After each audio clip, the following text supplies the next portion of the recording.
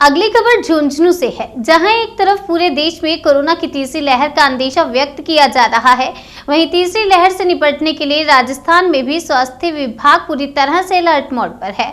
जिले के उदयपुर वाटी स्वास्थ्य विभाग के बीसीएमओ डॉक्टर मुकेश भूपेश ने मीडिया को जानकारी देते हुए बताया कि कोरोना की तीसरी लहर की संभावना को ध्यान में रखते हुए लोग पूरी तरह सतर्कता बरतें। बीसीएमओ भूपेश ने कहा कि कोरोना की तीसरी लहर को देखते हुए स्वास्थ्य विभाग पूरी तरह अलर्ट मोड पर है। लोगों को किसी तरह की परेशानी ना हो, इसके लिए स्वास्थ्य विभाग ने तीसरी लहर से बचने के लिए पूरी तैयारियां कर रखी हैं। हर स्तर पर बेड एवं ऑक्सीजन की आपूर्ति पर्याप्त मात्रा में उपलब्ध है। उन्होंने कहा कि लोग अफवाह पर ध्यान न देकर अधिक से अधिक सैंपलिंग करवाएं, ताकि कोरोना जैसी वैश्विक महामारी से बचा जा सके। एन समय रहते इसका अनुमान लगाया जा सके। उन्होंने कहा कि राजस्थान के स्वास्थ्य मंत्री के निर्देशानुसार स्कूल के बच्चे एवं स्टाफ के सैंपल लिए जा रहे हैं।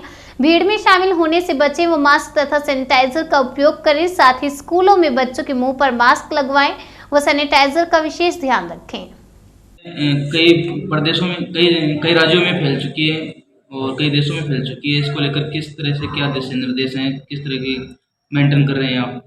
देखो सर, जो कोरोना की जो तीसरी लहर की जो संभावना है उसको लेकर के हम लोग पहले से अलर्ट हैं। हमें आगे से निर्देश प्राप्त हुए हैं कि हम इसके लिए अधिक से अधिक सैंपलिंग करवा रहे हैं। सैंपलिंग पे भी हमारा क्या कि ज़्यादा जो फोकस रहेगा वो ये रहेगा, जैसे स्कूली बच्चे हैं, स्कूल से स्टाफ है, और इसके अलावा जैसे मार्केट में है, जैसे मार्केट में मॉल्स हैं जहाँ पे भीड़ भाड़ ज़्यादा रहती है।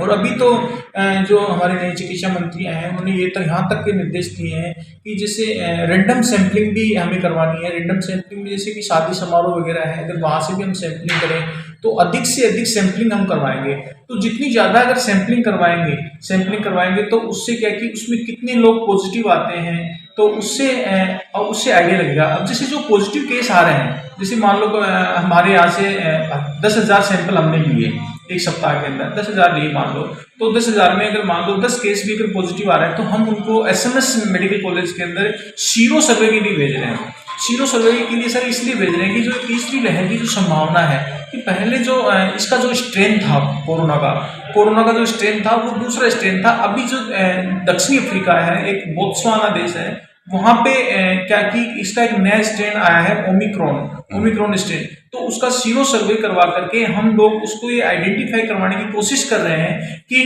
कहीं ये वही तो स्ट्रेन नहीं है।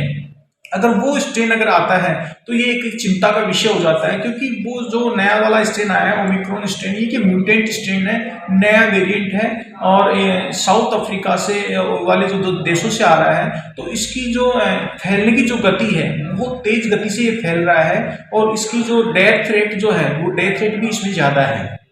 तो और इसके अलावा भी मैं ऐसा बताना चाहूँगा आपके माध्यम से कि हम लोगों की जो मेडिकल विभाग ने जो तैयारी कर रखी है, जितने भी हमारे जो ऑक्सीजन प्लांट्स हैं, जिन सीएचसीज पे हमारे ऑक्सीजन प्लांट्स जो स्थापित किए थे, जिला अस्पताल में जहाँ पे स्थापित किए थे, वो सारे के सारे वर्किंग में हैं।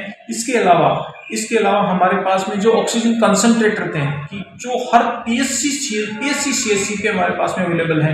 और सर मैं बताना चाहता हूँ कि अभी हमारे पास में फुल हमने इतनी तैयारी कर रखी है कि कोई भी मरीज अगर इस टाइम पे अगर कोविड से पॉजिटिव आ भी जाता है और जिसको ऑक्सीजन की या ट्रीटमेंट की कोई भी आवश्यकता होती है, उसको कहीं पे भी इधर उधर भागना नहीं पड़ेगा, डिस्ट्रिक्ट हॉस्पिटल तक नहीं भागना पड़ेगा, प्राइवेट हॉस्पिटल में नहीं भागना पड़ेगा। हमारे पीएचसी तक है, हमने 10 बेड पीएचसी में रिजर्व करवा दिए हैं कोविड के लिए।